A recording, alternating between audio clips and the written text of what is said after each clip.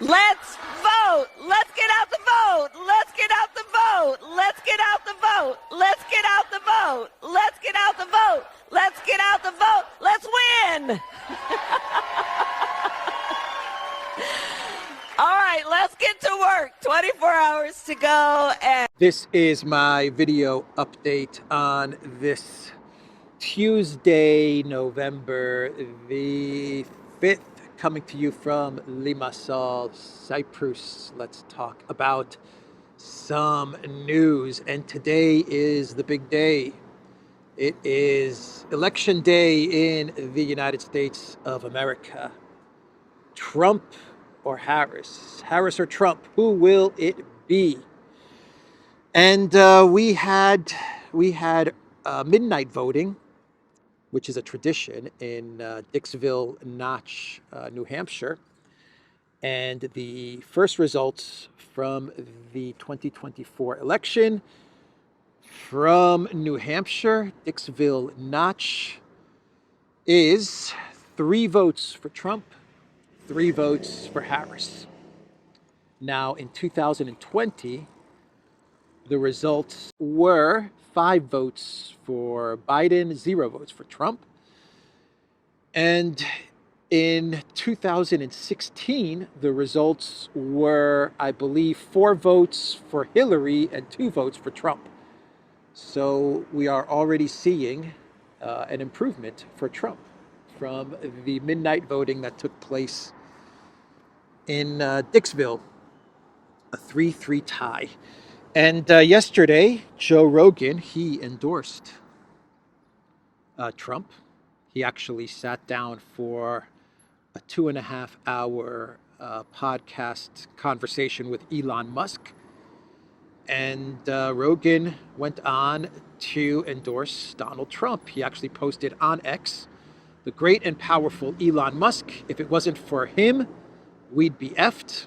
He makes what I think is the most compelling case for Trump you'll hear, and I agree with him every step of the way. For the record, yes, that's an endorsement of Trump. Enjoy the podcast."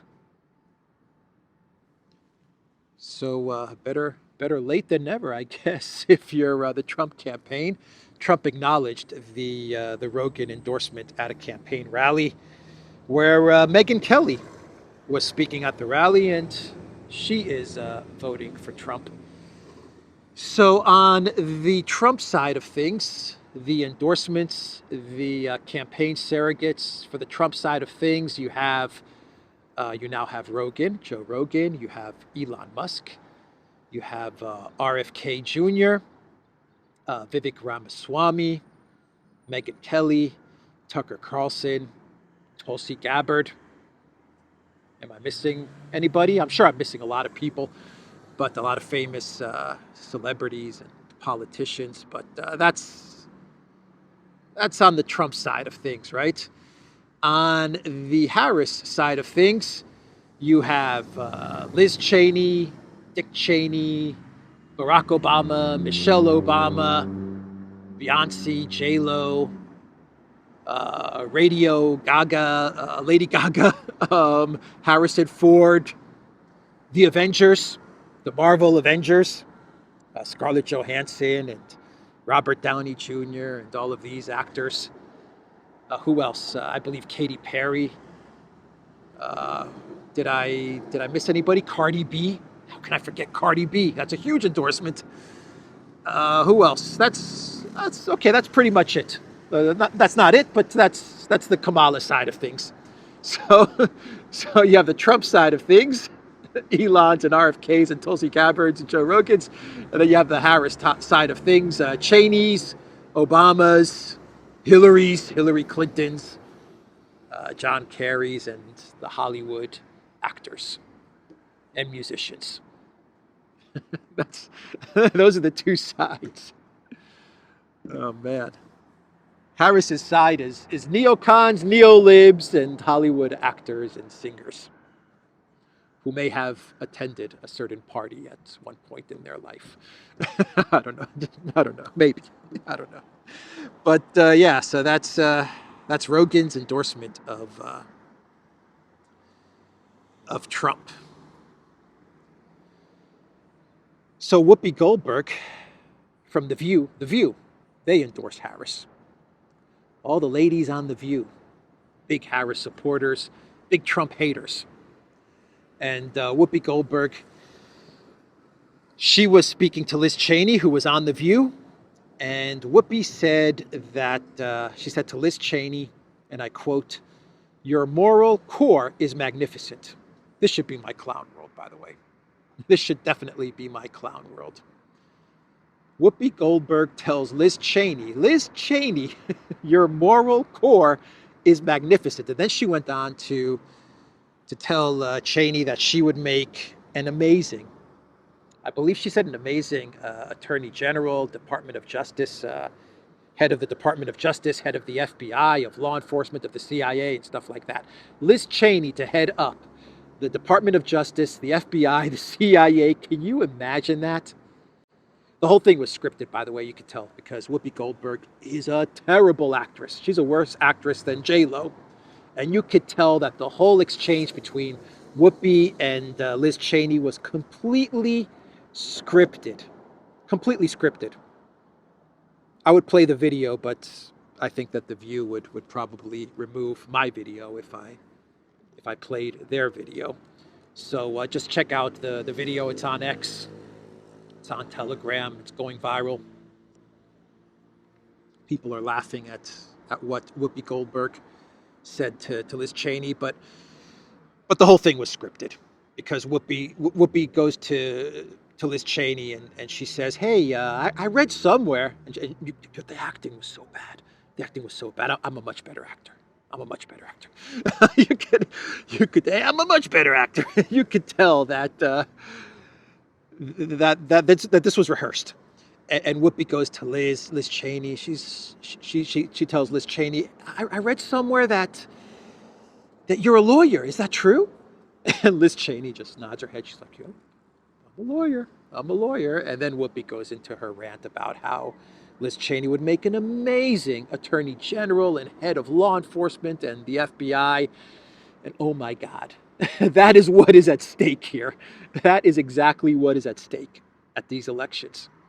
Liz Cheney as Attorney General, as head of the CIA. Can you imagine that? Wow. You know, if Harris wins, there's no doubt that Liz Cheney will be in Harris's cabinet. There's no doubt about it. No doubt about it. Secretary of Defense, Department of Justice, I don't know. National Security Advisor, Jake Sullivan's job, Hillary Clinton, perhaps Secretary of State. No doubt about it that these are the people that are going to be filling up Harris's cabinet. God help us. God help us. Please, God help us. Anyway, Georgia, not the state, the country of Georgia.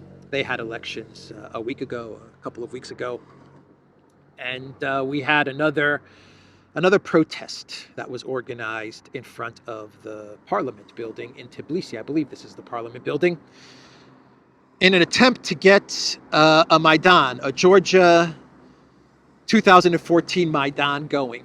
And there were a lot of posts on X and on Telegram telling protesters to get out onto the streets in front of the Parliament building in Tbilisi, and to bring food and water so that they can stay there for a long period of time.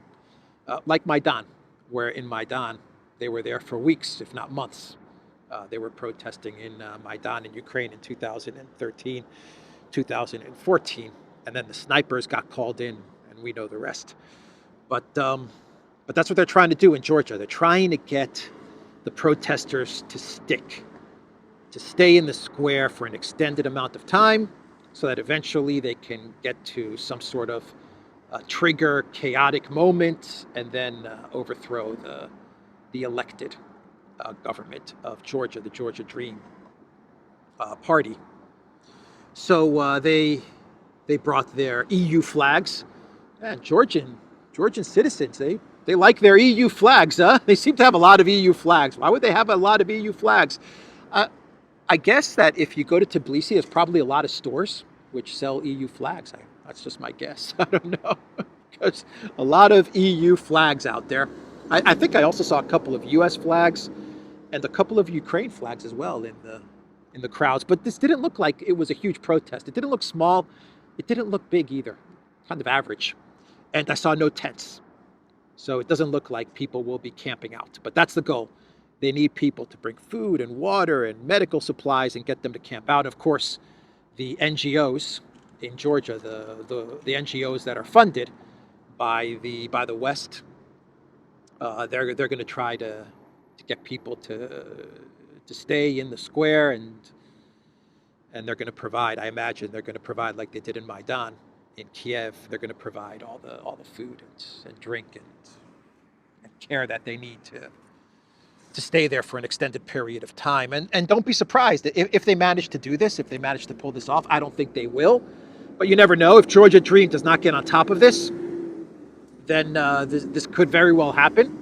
You could see the tents start coming up in the square, and if they pull this off, don't be surprised if a certain newly appointed board member of the National Endowment of Democracy, you know who I'm talking about, decides to get on a plane and fly to Tbilisi and maybe, pass out some delicious homemade cookies and sandwiches and bread. Don't be surprised if in a month or two, if they get the protesters to stay at the square, don't be surprised if you don't see a certain new board member of the NED making an appearance in Tbilisi to pass out some treats, some trick-or-treats. So Georgia Dream, you better get on top of this. You better get on top of this. They even brought in, for these protests, they even brought in Greta. How dare you? Yeah, they brought her in to promote the protests. She's in Tbilisi to fight for democracy. How dare you? How dare you fight for democracy? She's a hired gun, man. An activist hired gun. Does that pay well? How much does this gig pay? I mean, Tony Blair, he's turned it into a whole consulting company. His activism, he's turned it into like a multi-billion dollar enterprise. Tony Blair, and I think Boris Johnson wants to go the route of Tony Blair. I'm not sure if Greta wants to go so much corporate, or if she just likes being a solo hired gun to show up at places and protest and bring attention to what's happening, so that more money can flow. You see, she shows up there, and then the foreign NGOs and think tanks and universities, they pump more money to the NGOs in Georgia to keep the protest going. So she's there to promote the protest, and hopefully more money will start flowing in.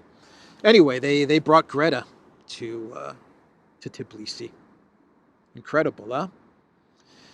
And let's do an update on Ukraine, since we talked about Maidan.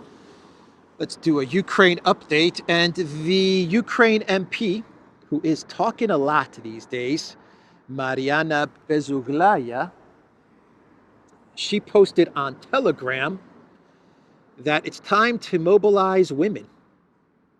It's time to mobilize women, she says, in order to not discriminate against men, right? If men can go fight, if they can serve in the military in the numbers that men are serving, then she says that women can also serve in the military in far greater numbers. She posted on Telegram, "We currently have illegal discrimination against men. Moreover, if women get mobilized," this is what she wrote on Telegram, "moreover, if women get mobilized, fewer men will get mobilized. This is one of the reasons for men to support the mobilization of their fellow female citizens. According to the lawmaker, mobilized women should get assigned to duties in the rear, such as clerks, personnel officers, and in the security units, freeing up the men to get moved to frontline duties in combat brigades. Others could be sent to military factories to boost the pace of production." Right, so in order to not discriminate against What does she say here? To not discriminate against men. This is what she's saying. Women should be mobilized, and they should take the positions that men have been doing in the rear, personnel, security, clerks, so that the men can then get freed up to be sent to the front line to their annihilation. This doesn't sound like it's a good deal for the men that are currently serving in these positions away from frontline action. This mobilization of women idea, yeah, I don't think that this is going to work out well for the men. And then when you run out of these men, when you've exhausted these men who have now been sent to the front lines, who were previously in the rear, then what do? Do you then send the women who have occupied their positions, who have taken over their positions? Are they next in line?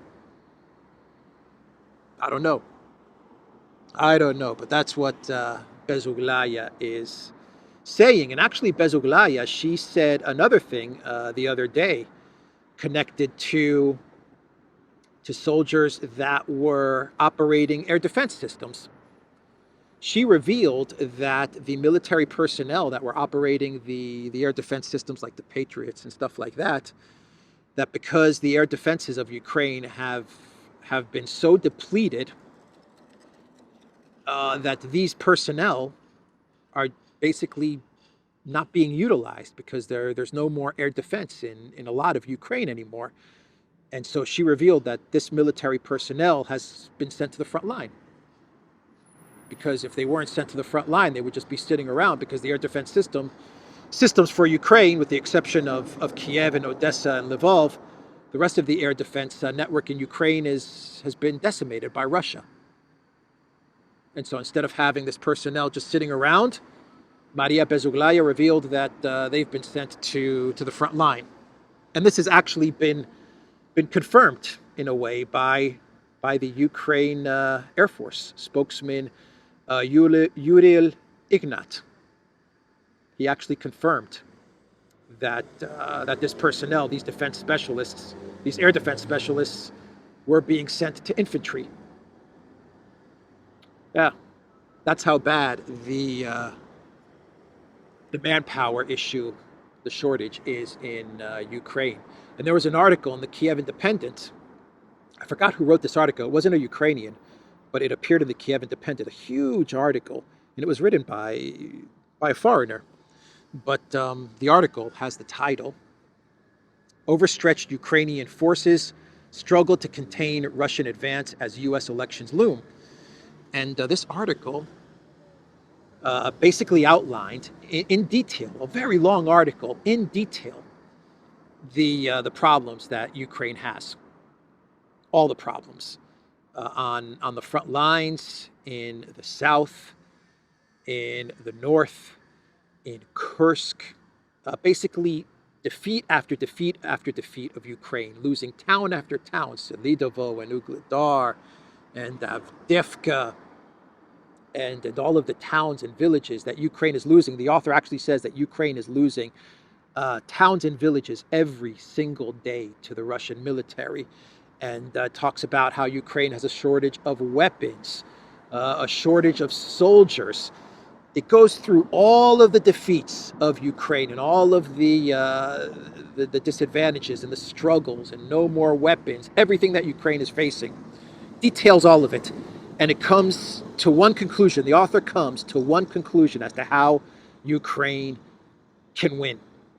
And not even win, how Ukraine can stabilize the situation. The author admits there's no stalemate. Russia's advancing. Russia has all the advantages. Russia is winning. But there's one thing that could stabilize the situation for Ukraine. One thing. Russian exhaustion. That's the only thing that can stabilize the situation for Ukraine and for the collective West. Is the hope, the cope and the hope that the Russian military in the future, in a year's time, will be exhausted. So that was the article in the Kiev Independent. And let's now talk about Poland and Ukraine, because another option that the Elensky regime is seeing as a way to try and stabilize the situation in the front, in the conflict, is to try and get Polish military to enter the conflict and to fight on behalf of Ukraine.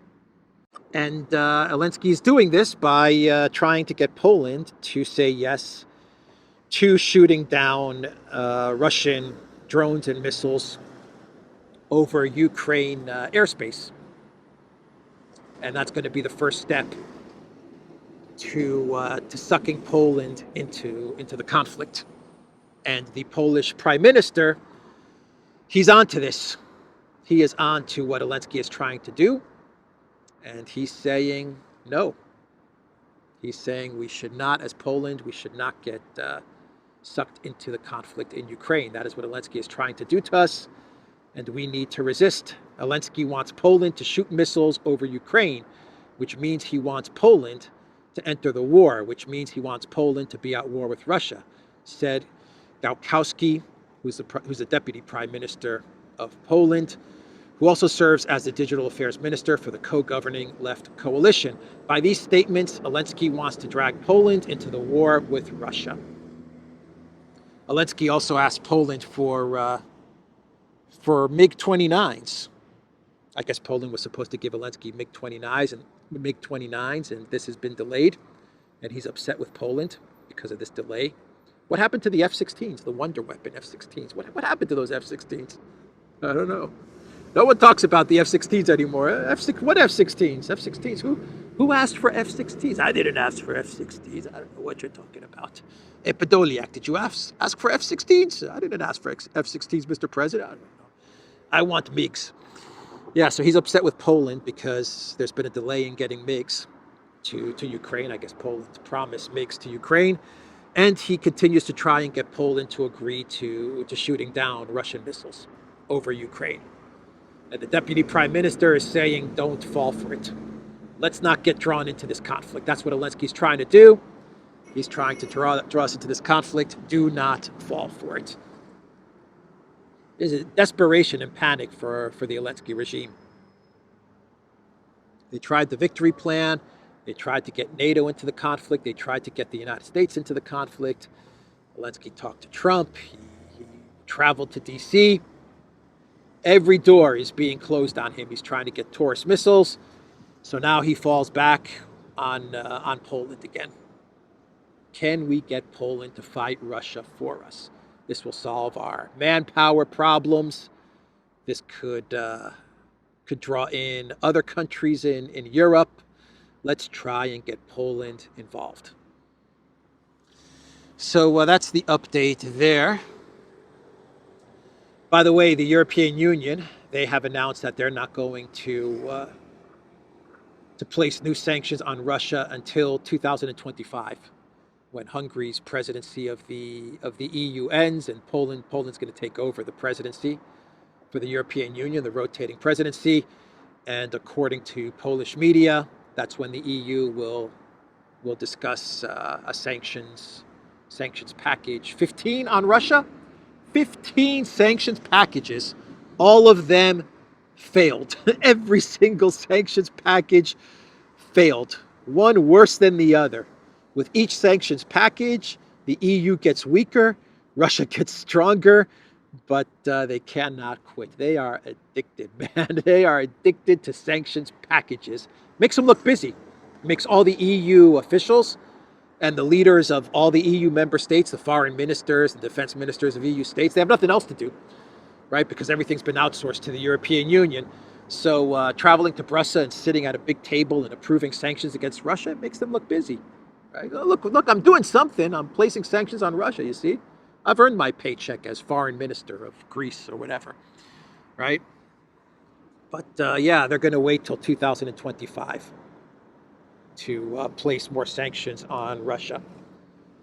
They're going to wait until after today, right? If we get the results quickly from the U.S. elections, that's going to decide what the EU does with Project Ukraine going forward. So Poland's going to be taking the presidency in 2025. We're going to have the elections results today, and we'll see what happens with sanctions against Russia from the EU side of things. 15 sanctions packages. Wow. Wow. So Nord Stream updates from Bild. They are now reporting that the narrative about the Andromeda and Gilligan and all of that stuff is ridiculous. That is what Bild is reporting. They interviewed a professional diver, an expert diver, who goes by the name, I believe, of Thomas. And he told Bild that this small little yacht, known as the Andromeda, there is no way that it could have possibly pulled off the Nord Stream pipeline explosion. Kaboom! Kaboom, Podolia, kaboom. There's no way that this yacht could have pulled it off. And he actually says that there must have been a second sabotage team on the scene, according to his expert opinion. That is what Bild is now reporting. And I wonder if this falls in line with the reports that we had. I believe it was coming out of Denmark. Wasn't it Denmark? Where they said that there was indeed another team at the scene of the pipeline sabotage, and this team at the scene was none other than the U.S. Navy. This was according to media in Denmark. Actually, I think one of the biggest media outlets in Denmark reported this, that the U.S. Navy was in the area right around the time that Nord Stream went boom. They were there doing some stuff, up to some secret activity, according to the person interviewed in the media by the media outlet in Denmark. Their radars were off and stuff like that. So everything is now coming together, right, for the narrative of Nord Stream. I wonder if the EU, I wonder if they're telling the United States, if you're going to cut off funding from Europe, if you're going to start to pull away from the EU and stop the money flowing to us, well, then we're going to pin the Nord Stream pipeline sabotage on you, United States. I wonder if that's what they're getting at. We're going to reveal that you were behind Nord Stream, United States of America, for which the U.S. is going to say, well, if Trump wins, the U.S. is going to say, it wasn't us, it was Biden. Go ahead. Go ahead and expose the fact that the Biden White House did Nord Stream. We don't care.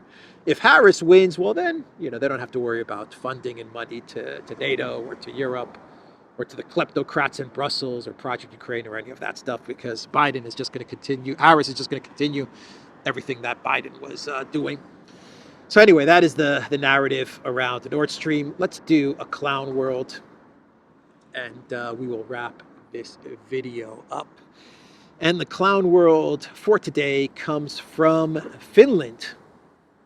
The defense minister of Finland, Antti Häkkänen, he is saying that if the election results in the United States are not favorable for the EU Brussels kleptocrats, then what the European Union is going to have to do in order to continue to support Project Ukraine, out of fear that should Trump win, he's going to pull out of Project Ukraine, he's going to pull the U.S. out of Project Ukraine. What the EU needs to do, according to the recommendation from the defense minister of Finland, is that they need to increase taxes to all EU citizens. Every EU member state needs to increase taxes so that money, that tax increase, can go directly to Project Ukraine and to Alensky. Yeah, right. Quote, "It is necessary to find more money in the wallets of European taxpayers to support Ukraine. If it happens that the support of the USA weakens, now is not the time for war weariness," said Finnish Defense Minister Antti Häkkänen. Yeah, you first, Finland. You first. My recommendation is that if if Trump wins, and if, a lot of ifs here, if Trump wins, if Trump actually pulls out of Project Ukraine and stops the U.S. funding for Project Ukraine. So a lot of ifs, but let's just go with it. If this happens, then my recommendation to the defense minister of Finland, my recommendation is you increase taxes first, and and then we're not going to follow. Cyprus, Greece, no way, no chance, man. Are you kidding me? They're going to increase taxes on us so that we can send the money to Alensky. Buzz off, man.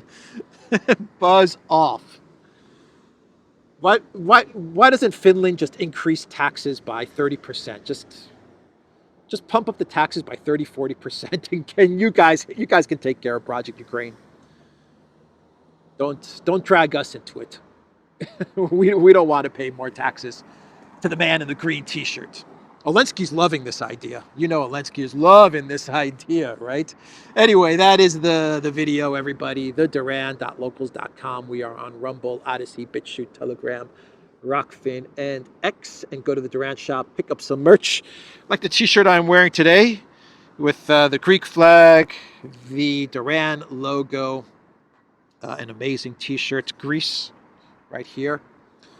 And 20% off. Use the code October20.